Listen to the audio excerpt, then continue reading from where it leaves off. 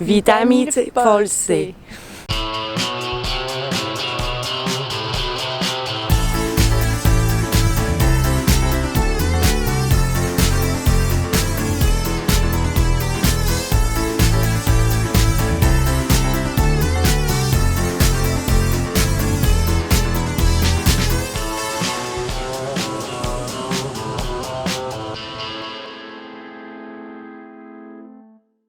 Jour 1 à Cracovie. On a fait un petit détour par Cracovie parce qu'on nous a dit que c'était fort mignon et qu'il fallait visiter ça, y compris la mine de sel qu'on fait sûrement demain. Et là, on va faire, comme à notre bonne habitude, Un free tour, mais cette fois c'est sur l'histoire des juifs polonais. et d'abord on va manger.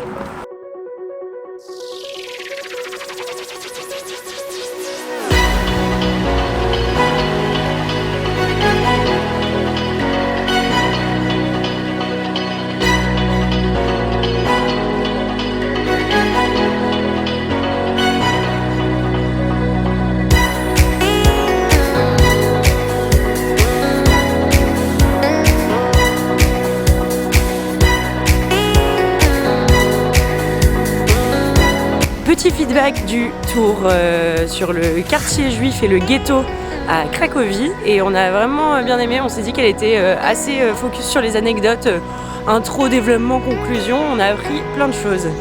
Et notamment on a vu la maison où est née la fondatrice de HR Cosmetics, qui est donc une femme juive qui a fui la Pologne parce que son père allait la marier de force. Et elle a fui en Australie, elle a créé cette marque et c'est devenue une des femmes les plus riches du monde dans les années 60.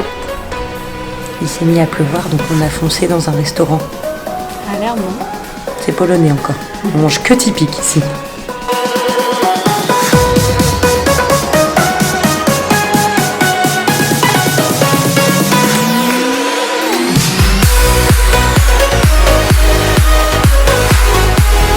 Si c'est ça. Parce qu'en gros, on cherche l'université où a étudié Copernic et plus récemment Jean-Paul II.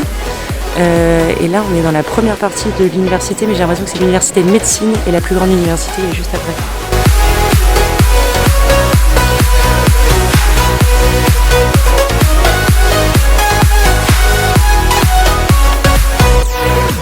Alors du coup, on a trouvé l'université où Copernic et Jean-Paul II ont étudié. Et aujourd'hui, c'est devenu un musée pour commémorer la déportation des professeurs de cette université en 1939.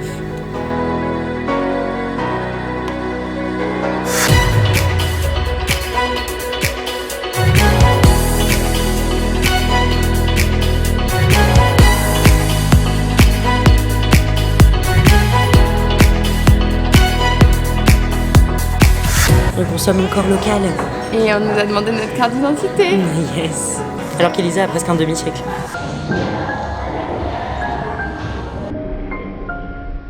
Voilà. Et notre prochaine activité, c'est d'aller à la Maison de l'Horreur, comme on n'a pas pu le faire. J'ai peur. Pour vous faire partager avec nous l'expérience de la Maison de l'Horreur à Cracovie, on a décidé de vous faire une petite voix off pour vous raconter les faits, documentés par des sympathiques photographies. Alors pour commencer, sachez qu'on m'a forcé à rentrer dans cette maison et comme vous pouvez le voir, je le regrette déjà. Ensuite, Elisa a décidé de s'accrocher, comme à sa vie, à des inconnus avec qui nous étions. Là, j'ai un peu perdu mon sang-froid, je commence à avoir peur et réaliser la connerie que nous avons faite. Là, je hurle parce que je réalise vraiment la connerie que nous avons faite.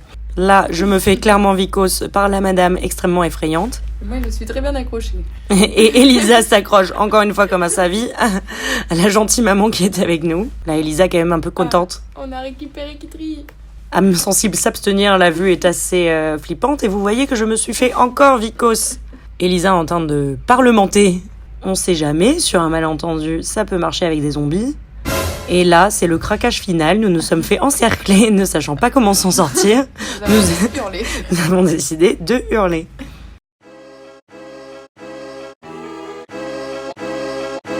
Jour 2. Et où est-ce qu'on va ce matin? Aux mines de sel. Du coup, on prend un petit train de 9h05 et on se dirige vers les mines de sel que, petite dédicace à Mel, Lison et Johan, nous ont conseillé.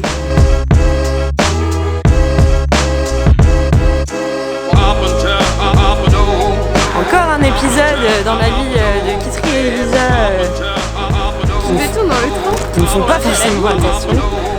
D'un coup, je dis à Kitri, tiens, c'est bizarre, Kitri, le train repart en arrière.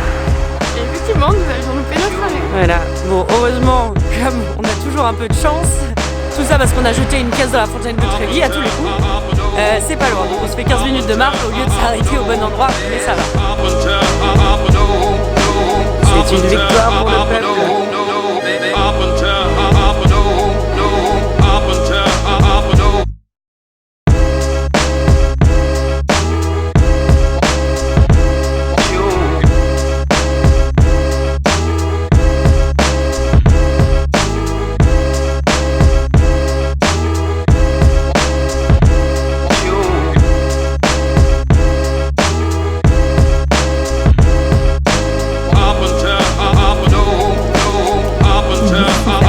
Débrief de la neige.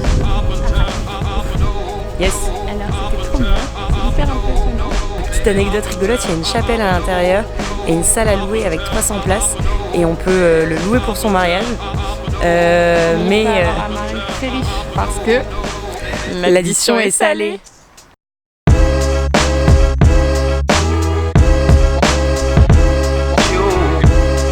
Encore un bon repas qui s'achève. faire healthy, c'est-à-dire de la soupe. Là on se dit ça va, c'est healthy. Mais non, de la bière, des pierogies et des galettes de pommes de terre. C'était très bon. Aucun légume, aucun. Et maintenant on se dirige vers... le musée Apteca Pod Orlem, qui est le musée de l'ancien pharmacien qui habitait dans le ghetto et qui a sauvé plein d'enfants juifs.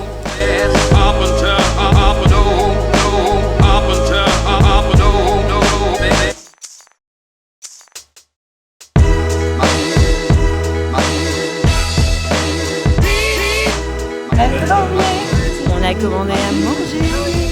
C'est un ancien abattoir. Maintenant ils font de la bouffe traditionnelle polonaise dans des baguettes. Dans des baguettes. Et on va du coup manger des baguettes 4 fromages, histoire d'être sur une lancée toujours plus healthy. Voilà. Ils se chétane sur pattes.